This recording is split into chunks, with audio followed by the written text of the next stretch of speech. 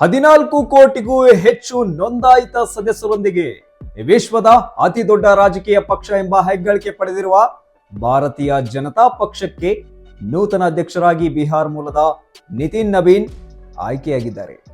ಸೋಮವಾರ ನಡೆದ ಚುನಾವಣೆಯಲ್ಲಿ ಅವರು ಏಕೈಕ ಅಭ್ಯರ್ಥಿಯಾಗಿದ್ದರಿಂದ ಅವಿರೋಧವಾಗಿ ಆಯ್ಕೆಯಾಗಿದ್ದು ಮಂಗಳವಾರ ಅಧಿಕೃತ ಘೋಷಣೆ ಪ್ರಕಟವಾಗಿದೆ. ನೂತನ ಅಧ್ಯಕ್ಷರಾಗಿ ನಿತಿನ್ ನಬೀನ್ ಎದುರಿಸಿರುವ ಸವಾಲುಗಳು ದೊಡ್ಡದಾಗಿವೆ. ಈ ವರ್ಷ ನಡೆದ ಪಶ್ಚಿಮ ಬಂಗಾಳ, ಕೇರಳ, ತಮಿಳುನಾಡು, ಅಸ್ಸಾಂ ಮತ್ತು ಪುದುಚೇರಿ ವಿಧಾನಸಭಾ ಚುನಾವಣೆಯಲ್ಲಿ ಪಕ್ಷದ ಸಾಧನೆಯನ್ನ ಮತ್ತಷ್ಟು ಬಲಪಡಿಸುವ ಜವಾಬ್ದಾರಿ ಅವರ ಮೇಲಿದೆ.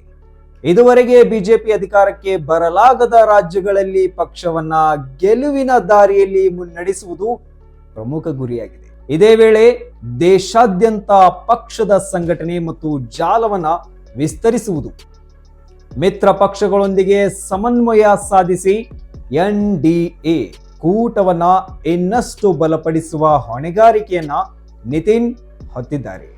ಹೊಸ ನಾಯಕತ್ವದಲ್ಲಿ ಬಿಜೆಪಿ ಮುಂದಿನ ರಾಜಕೀಯ ಹಾದಿ ಯಾವ ದಿಕ್ಕಿಗೆ ಸಾಗಲಿದೆ ಎಂಬುದು ಕುತೂಹಲಕಾರಿ ಮೂಡಿಸಿದೆ.